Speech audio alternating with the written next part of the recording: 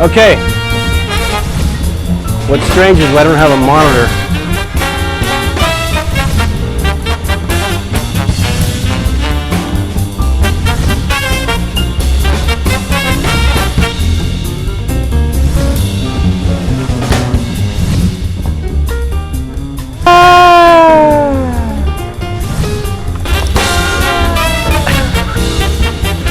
That was on.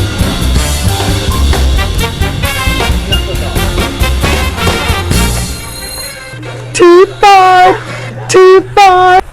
Oh, welcome back. There it is, the T5. I don't know why the Tweet 5 is on. T5. Oh, okay. Welcome, ladies and gentlemen, to an unbelievably special edition of Kevin Pollak's Chat Show. We come from you live from a bunker in Tijuana. We've just overtaken the Mexican government, and we couldn't be more excited about it because now, finally, I can get a decent burrito. We are coming to you live from New York, I think. I'm pretty certain. The show, it took 52 weeks, 52 shows, I should say, for the broadcast to begin slightly tardy. Whatever time it is now is not important. All I know is we're up. And I want to thank everyone here behind the scenes who've been working feverishly with this last-minute operation. And bless those of you who stuck around if you knew what was going on behind the scenes. yeah, that's it, honey. Break it all down. Perfect. That's it. Now it's better. All right. I'm just going to put it on my lap. We've been struggling left and right and forward and backwards behind the scenes to actually launch this thing. And as I'm looking at my own monitor, it seems as though we're on, so I'm going to just keep talking. All right. We're very excited to be a part of Internet Week, and if I could say anything about the Internet, you're watching it live. This is what you get when you just say, fuck it, we're going for it, put the damn thing on. So I want to thank, again, as awkward as I appear now, everyone has been working so hard behind the cameras to actually give us this opportunity, so I do want to thank them. Mike Rotman back in Los Angeles, Phil Nelson, who was kind enough to send the TriCaster, Anurav Serene, anywhere near the correct pronunciation. Perfect. Wow. Manuel Jesus. I'm going to say Jesus and float that. Jamie, of course, who... God bless you, hon. 19 times said, you really don't want to do this. You really just let it go. Don't do a show this week. And I can't tell you how much I'm going to enjoy the I Told You So's on the way home. Mary, the makeup, God bless you, doll, for coming all the way. He's actually flying to LA tomorrow. Can I just go back with him? Yes, absolutely. Because I'm about to. Yeah, now, feel free, by the way, Manuel, while you're running the TriCaster there, whenever Jamie does speak up, as we love her to do, to include her in the broadcast.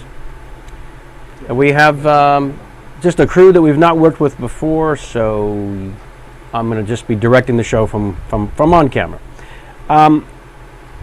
Jamie, darling, setting aside the loathing of this amazing moment in life, we lost someone important to so many people this week. There's been a lot of death left and right. And the great Rue McClanahan just up and walked out. She asked for the check. She took a taxi.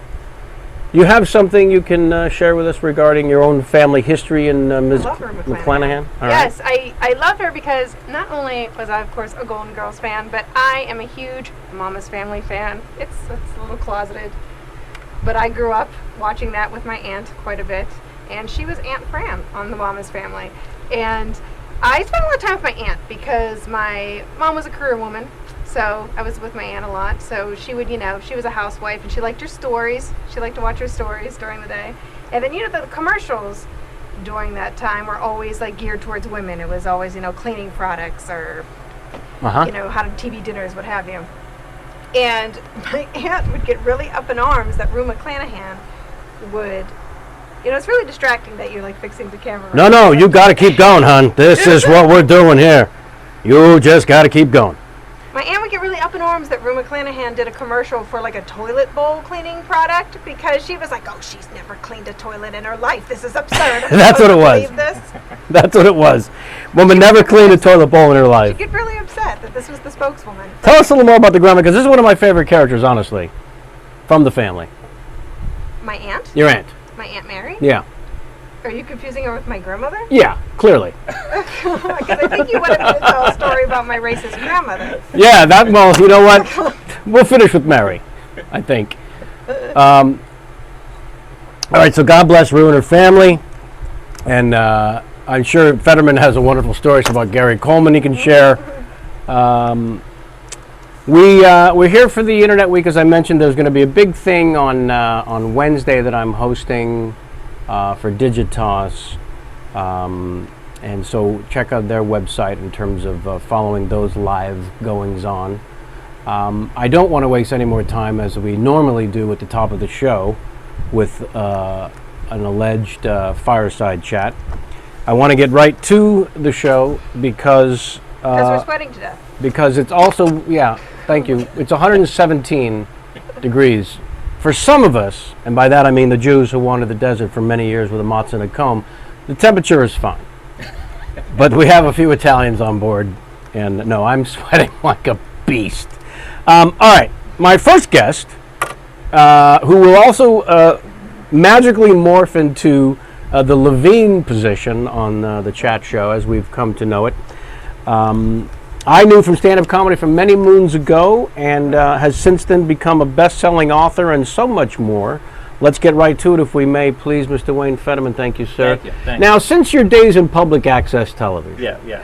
and who was the great guy in New York that had the show?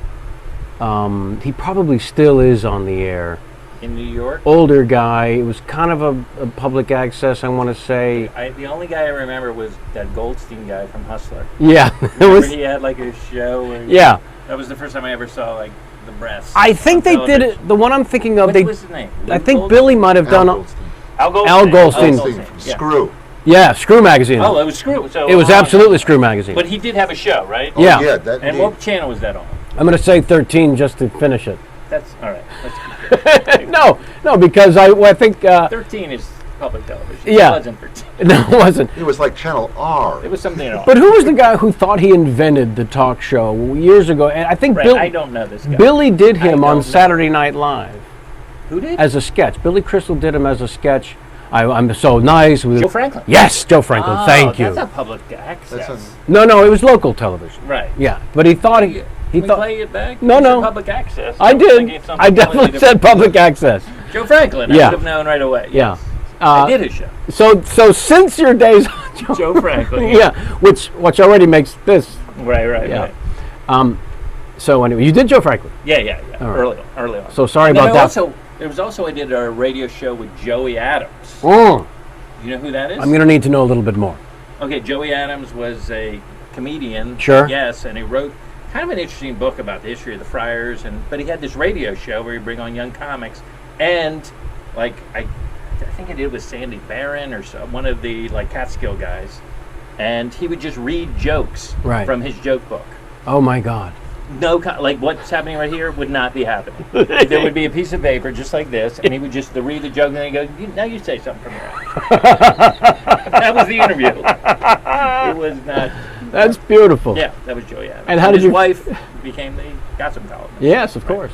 How did you feel doing the show when it was his Zach Yurak, his Zach Yurak? Well, it was just weird because he would go, hey, did you hear what Milton Berle said last night? And then he'd read something. Like, no one heard what, this isn't even Milton Berle's line. But I guess at that time, like they shared a lot of, Right. Yeah. Um, Now, I know we're doing two guests. I'm just going to break this down. When we do the switchover, which will be live on the internet, right? Yeah. At that point, Manuel will do with a TriCaster. He'll give me my A what? close-up. A what? TriCaster. That's how we're. It's the switcher. Star It's the tracking. live TV Right. camera Not a tricorder. on camera editing. That would be. Yeah. No, he'll go to my close-up. And then I'm gonna You'll be take this- completely I'm off gonna camera take for this the mic. awkward. Okay, we're gonna. just Wow, go- and I'm going to put that on me? Yes, that will. How the hell's that going to work? That is going to happen, right? Oh, it's not. It's I want you to be gonna. ready. Okay. Okay. and all Jamie can do is just So you can take her. hand off your lavalier mic. I will be handing off the line, and you're gonna have to go Yeah. up through maybe. Yeah. Oh, yay. It's like what I say whenever people invite you over to their house and they don't have any like food out or anything. Like, don't these people just know any better? Like, Yeah. aren't you embarrassed? Are you embarrassed right now? Oh, thoroughly. Yeah. No, I've rarely been this I like embarrassed. it. I like it. And let me just say something else. Yes, please. I've watched Please, something more constructive than "Aren't you embarrassed?" Charlie Rose for years, Mhm. and I love the classic black background you got going on here. This is just like Charlie Rose. This is what you want for it. Just one that you kind of. Yeah. I know you did the switch with the seats, but Yeah. this is really nice. I did switch it up Really with the nice. sides of the seats. The very first show from Santa Monica, our I love that you're reminiscing. our regular studio, way back when, some 14 months ago, I was sitting on that side to completely copy the Charlie Rose Right. look. And our guests had to crawl underneath the cameras to get in. So I said, maybe I should switch if they're going to come And you from there. realize when you said we've done 52 shows, that Yes. was 1 year of shows. You realize that. We took some weeks off. No, but I mean, if you. Yes, Two if we weeks would hadn't be- stopped. All right, never mind. Mr. Literal. Yeah. That's what I'm saying. You didn't at any point go 52. Wow, I've done a year of shows. Yeah, well, you know, when You we don't think of it like that. when we crossed the 1 year anniversary, we had a big It's thing different. with the cake. Okay. I want to ask you seriously about the ventriloquism because no. yeah, Oh, no, because Yeah, all right. maybe like you Yeah. before you started, as a 12-year-old or so, Uh-huh. I was as fascinated by the art form, Mhm. and I'm going to call it that, as one could be. You were. I Like, was. Specifically. Just who seeing was on TV, you know, You don't Senior remember any? Wences, Senior and Wen- this guy. sure, this guy, Yeah. but also Charlie McCarthy. He was kind Edgar of the Bergen, right. yeah. Which, by the way, I learned ventriloquism by listening to an Edgar Bergen record, Uh-huh. and then I realized later in life, like, oh, this guy was a ventriloquist on radio. Absolutely. This is the best job ever in show business. Maybe the most right? brilliant man in the history of Sure. the performing arts. How he sold that in the room. Pitched it. Guess what I'm gonna do? I'm not. Yeah. Wait a second, so there's going to be a dummy on the radio? Absolutely. How will we know? His voice will be different. Completely mine. Yeah.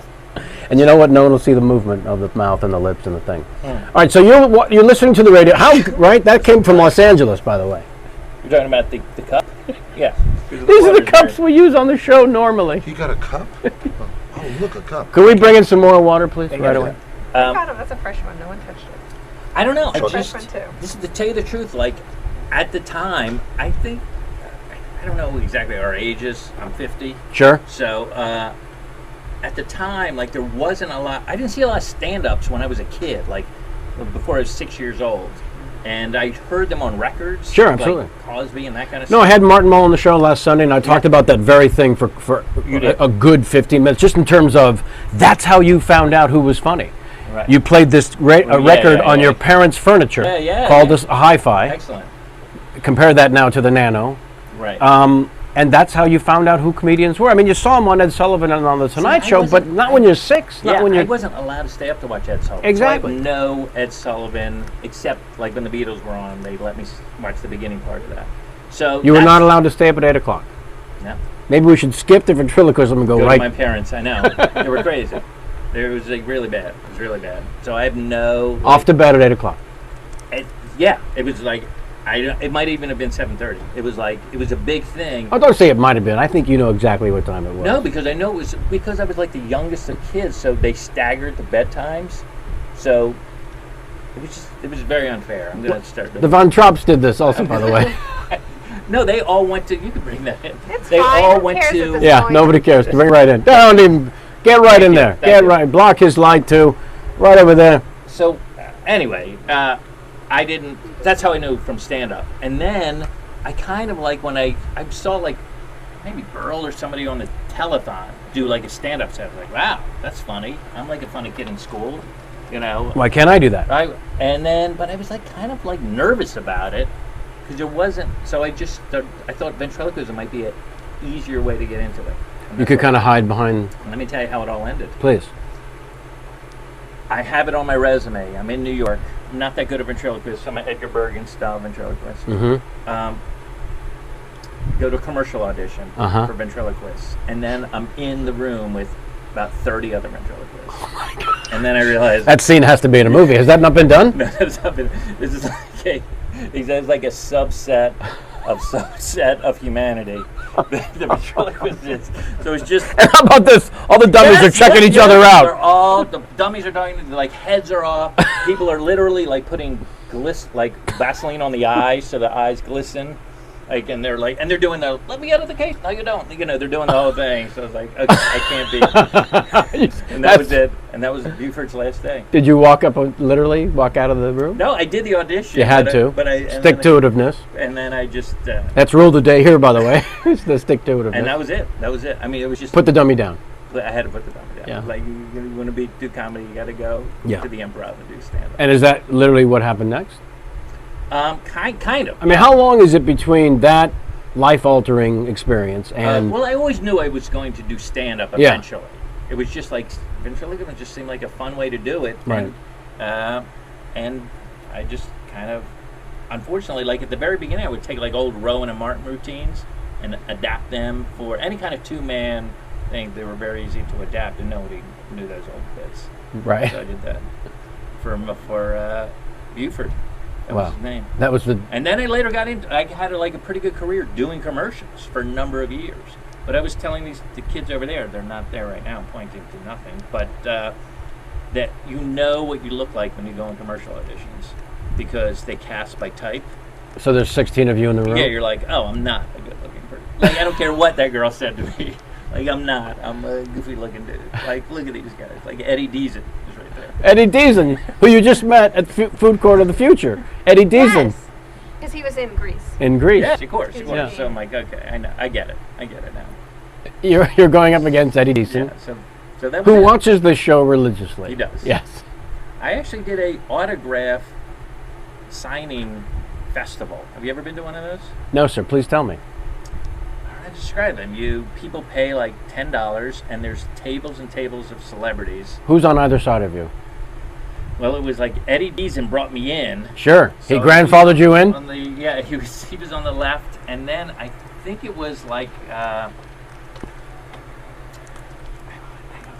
can't remember her name. That's too Let's bad. play the pyramid. No, I cannot remember her name. But it was a lot of kind of like and then there was always like some like big celebrity would come in, and it was up to you what you would charge for the autograph. And how much could you possibly charge? I charged like $3, like the minimum, whatever it was. Because like if anyone wants my autograph, they got it. It's a thing. Now I'm sweating. There, that's what this is for. I have boob sweat. Boob sweat. Boob sweat. Boob Yeah. sweat. I want to jump around if you don't mind. Go. Yeah, let's jump Is that around. interesting at all? It's all interesting. Yeah. People can't believe that this is happening right now. Right, I got it. They're in the chat room. Trust me, Jamie is talking them all off the clock Robin tower and I with the M16. bad mouthing you so hard. Oh no, of course. I can't get enough. By the way, can't wait to read it later in both of your biographies. Let's talk a little about basketball at Gary Shanley's. Let's jump all over the place. Yeah. Let's go right to basketball at Shanley's. I played once. You did. But I know you played regularly for many, many years, and maybe you still do. Now I live in New York, Right. so I don't commute back. But the game is still ongoing. That game is still ongoing. Yeah. So now it's guys whose knees are all It's not good. right. He's been there. Yeah. Yeah. So I still get the invitations every You week. do. Yeah. Yeah. It's a fun game. It's a little half-court game at Right. Gary's house, and it's a little like the Fight Club. He doesn't like people talking about it because I guess he wants to keep it exclusive to just people over 45.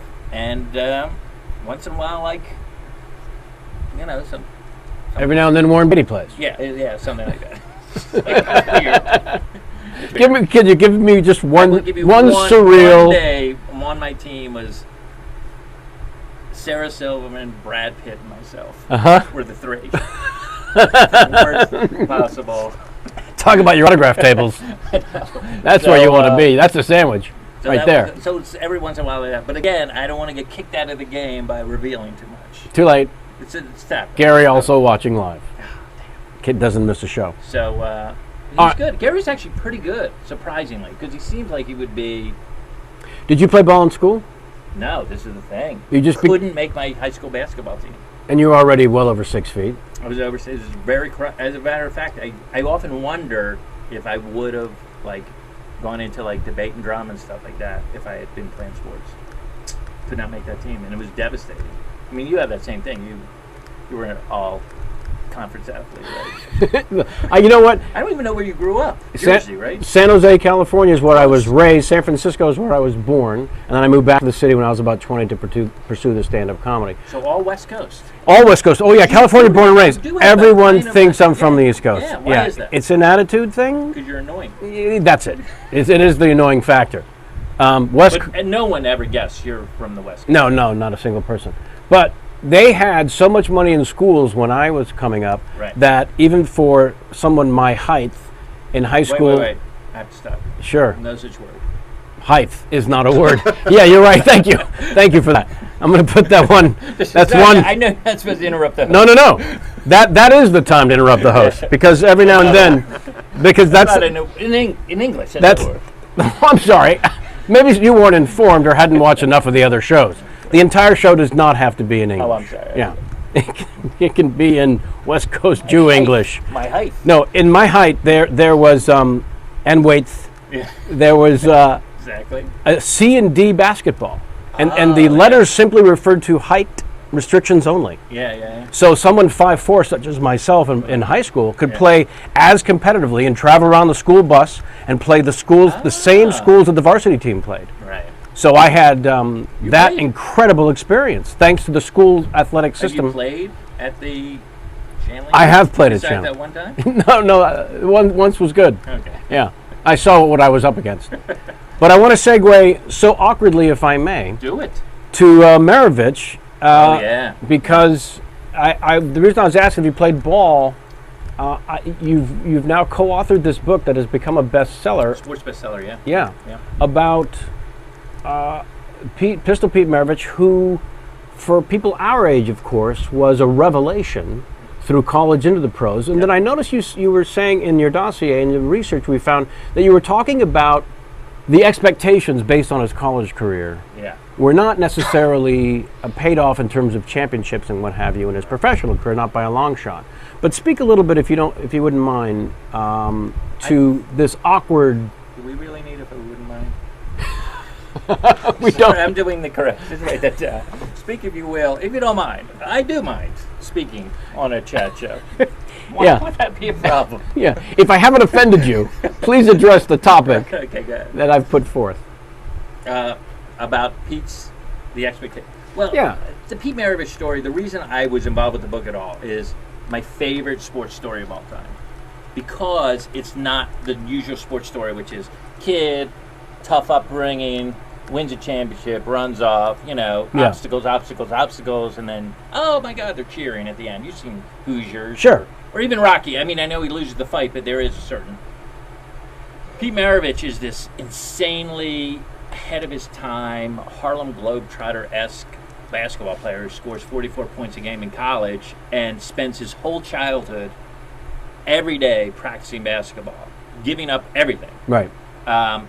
And gets to the pros and finds out doesn't like pro basketball. Doesn't like it. Doesn't like the way people play. His teammates don't like him. He's under a lot of criticism.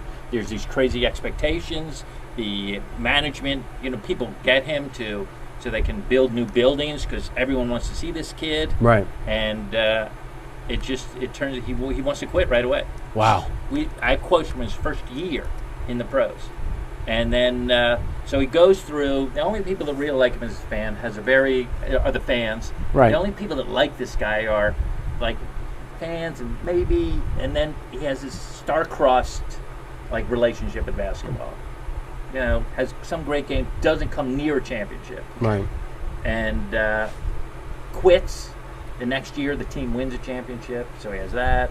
Wow. Gets suicidal, finds religion, finally gets happiness, drops dead of a heart attack at 40. At 40? Yeah. And then, here's the kicker. Yeah. If that's not enough. No. There's got to be.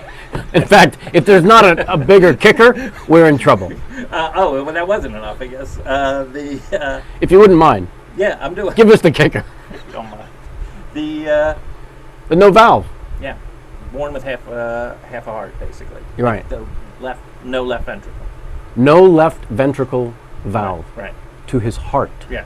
That Shouldn't have lived to the age of 20. should not have. That was a stat that blew my mind. He medically should not have lived past 20. Miracle he lived past 20. Right, let alone Let competed as one of the more memorable basketball players of his generation at a level of athleticism, also because of the Globetrotter-esque style.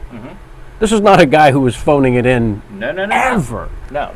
And physical, specimen that he was. You posed the question, I'm sure, in your research, did the doctors, how could they not have... Well, it was interesting. We talked to a number of cardiologists. Right. And at the time, they didn't have the thing where they would put dye through your heart. Right. So they could see it more clearly. Right. So when you listen to it, they were just like, oh, that sounds like a heartbeat.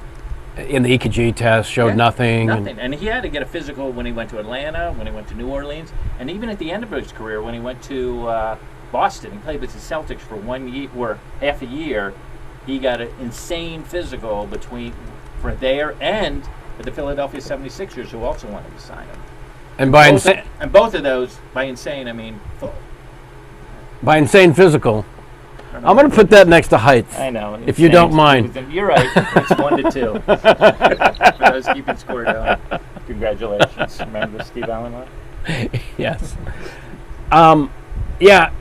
You put together a mix of clips of his career on YouTube that I looked at that had over 1 million hits, and it's pretty extraordinary. What did you think when you saw that? Because you were alive during that time. No, I was alive and I was mesmerized by everything he did, honestly. Because, like a lot of kids, I loved the Globetrotters. Yeah. But it was crystal clear that it was not a real basketball game. It was just pure entertainment. Of course. Even though... It always reminds me when Krusty bet against the Harlem Globetrotters. You bet against the Harlem Globetrotters. The Senators, what was the team? On his finger, The Washington Generals. The Washington Generals. Yeah, he's spinning the ball on his finger. Just take it. Yeah. Yeah, that... I'm talking about what your reaction to watching. Well, just because he was the first person in the NBA. Yeah. I mean, I remember years later when Magic Johnson would give a head fake and throw a pass. I would just think, yeah, Pistol did it so much better. It's ridiculous. Yeah. Because he was not only dribbling through the legs, he was passing through the legs in a fast court break to a 2-on-1 or a 3-on-2 situation. Right. So often, like butter, that it really was a different sense of the game. You felt as though you were watching some kind of freak, quite frankly. I agree with that. Yeah. I agree with that. And ultimately, there were purists, who didn't like that. I'm sure. So what the hell is he doing? Yeah. So he became under a huge blanket of criticism that eventually wore him down and made him, like I said earlier, not like basketball. And he felt like if he could just win a championship, that would mitigate all the criticism. Get them the hell off his back? Yeah, they'd be like, guess what? I can play in a flamboyant, creative style, artistic style, or as you would call it, freakish style, and then also be successful. But he was never able to do it. Yeah, put a 2 next to you now. Okay, good for freakish. Just know you're going to be scored. Just get ready. Get ready. I don't think he's going to be here. I think it's the problem. You moved back to New York, you mentioned. So let's talk a little bit about what I believe one of the reasons, if not the reason. Just so you know, I grew up in Maryland, just so we get the bio. Oh no, I got the dossier. Moved to Florida. Clearly. Then went to NYU years ago. Started my career here. Then moved to LA. That's when we met. Yes. So so now I'm back in New York. Yeah. Now working on the Jimmy Fallon show. Right. I was the head monologue writer for the first year of that show. Was that one of the reasons you moved back? That was the reason. The main reason I moved back. Right.